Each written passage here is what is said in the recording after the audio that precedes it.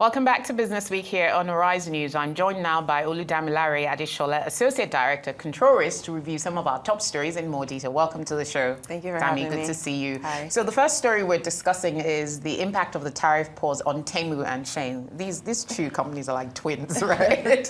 Yeah. It's a short-term truce. We don't know how long, whether this is going to be sustainable, but what's been the impact on these businesses? So since the tariff war started in February, most of them have increased their prices. And so for Tamu and Shane, for example, and they've increased it generally, not just specifically for US, because usually when you want to shop on those platforms, you put where you're shopping from, and then you adjust prices accordingly.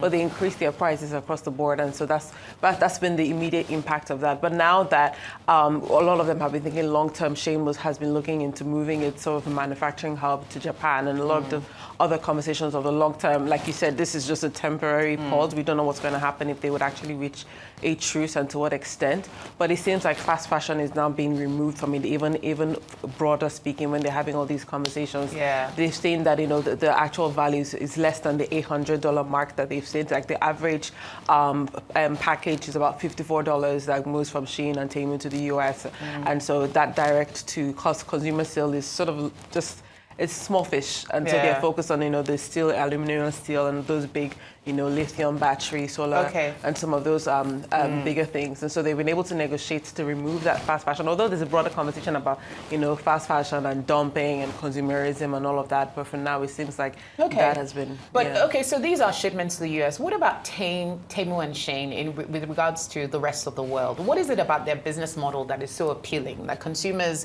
literally here in our own society are falling over themselves to order from Tamu and Shane?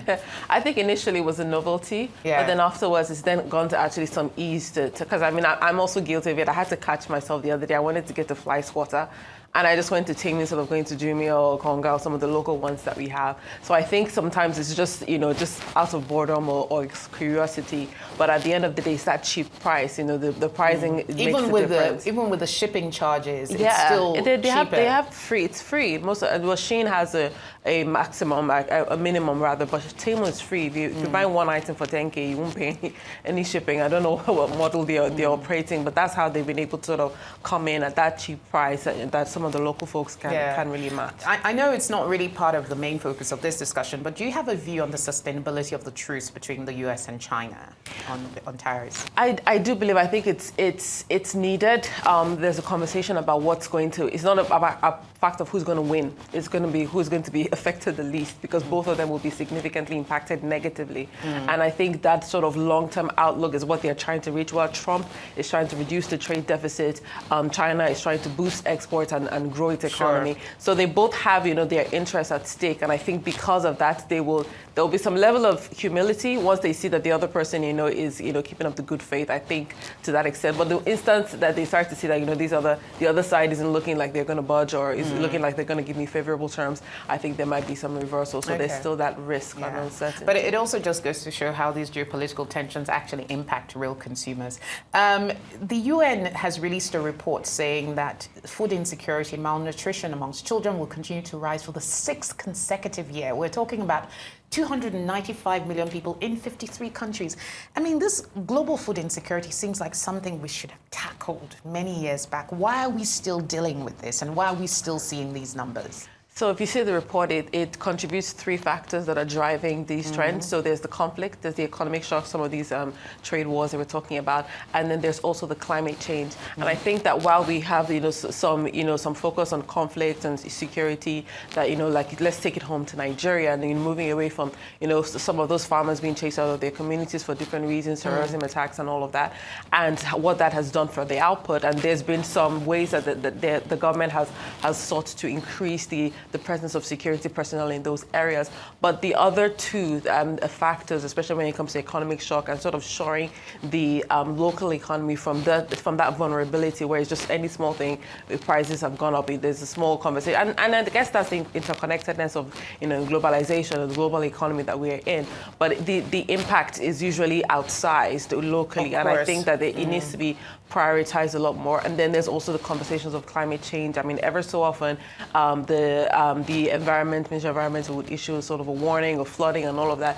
But there's still not much being done, around, planning, deforestation, those sort of concerns. Is not even look at the budget size of, the Ministry of Environment compared to others. It's not a priority when you're faced with so many other pressing issues.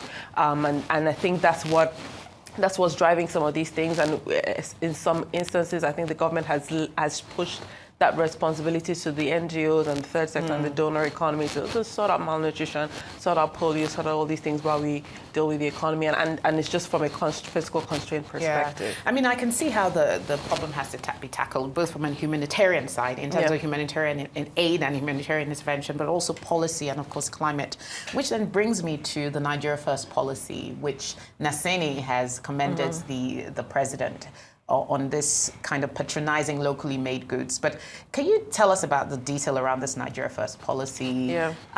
Is this more rhetoric than substance? If one or the other, how is this all going to work? Yeah. So the Nigeria First policy, I mean, it's America first. Every government is looking to prioritize internal affairs over, foreign issues. But what we've seen is that this is really just about the procurement processes. So for the government, all the MDs. So government procurement, public sector. Government, public sector. Okay. They're required to first seek Nigeria locally produced services, not just physical goods, but also service provision as well in tech and some of these other areas.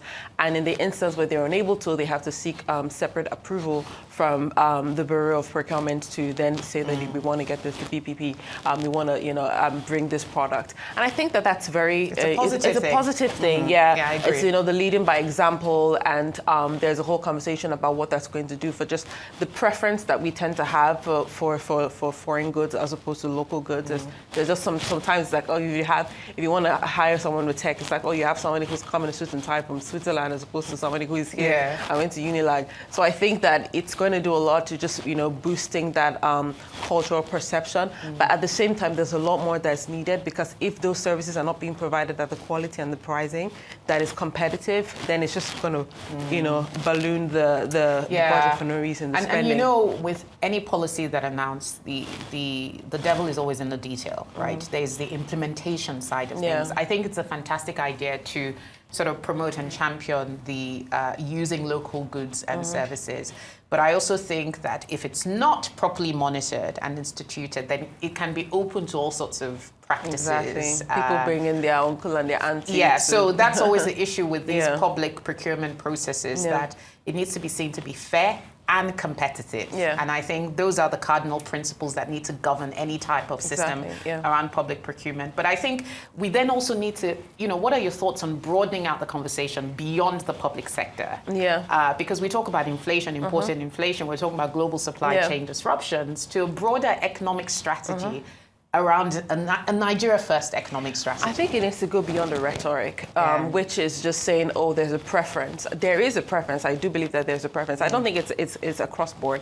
I mean, just me speaking personally, I'll prefer a foreign-made cereal over a Nigerian-made cereal. There is that preference for some certain goods, but then I'm not going to pick some other goods, foreign goods. But at the same time, I think that it needs to be focused on the sort of operational challenges, because what the challenges that the industry is facing, the industrial sector is facing, it's not because people are preferring foreign goods. It's not just because, it's because their prices of like quality and price, and they're not able to be competitive, and it's cheaper to actually buy an imported good. Well, it depends on where we're talking about, because one of the things that the gospel that's often preached for SMEs in terms of managing inflation and FX risks is to procure and manage your supply chain locally and source your raw materials locally, because that way you're spending naira for naira. Yeah, I mean, in some instances it is, but I even think, just even we're going back to what we're talking about, Shane and Tamu, if I was in, let's say, a Nigerian brand that's making fast fashion, and I'm importing all these materials, where's the platform? Where's the one platform that I can just go to and I've ordered, 100 yards of this material on it? So there is, apart from the ease, there's the price, there's so many different factors, and I think just broadening, the rhetoric is good, let's prefer local goods, but at the same time, it's like we need to move beyond that to actually deal with some of the issues. It's interesting to say that that these days most of my fashion is Nigerian made. Yeah, So yeah, hopefully yeah. that is monocritical. So final comment on the tax reform bills that were Yes. passed, the four. Yeah. So I think that's an interesting and very positive direction that the government is moving towards. I think that a lot of so essentially at the core, where Nigeria is moving towards a more progressive tax regime. We're already a progressive tax regime, but it's even more so. And so where the lower income earners are being exempted, smaller companies are being exempted under 50 million naira of annual income has been exempted from company tax, for example. And so what that would do, because again, if you look at our economy broad base, you see that about 10% of the top earners account for about 50% of all tax income, of all economic income. And so if you're looking to broaden your tax base, you should be looking to focus on essentially that top of the pyramid, and that's really where that growth can happen for tax income. Yeah, and hopefully, I hope the economy will be able to absorb the rise in VAT. I know there have been a few complaints of different quarters, but all in all, we agree it's a relatively progressive tax regime. Thank you, Damilare, for being with us. Thank you. Great to have you. Thank you for having me.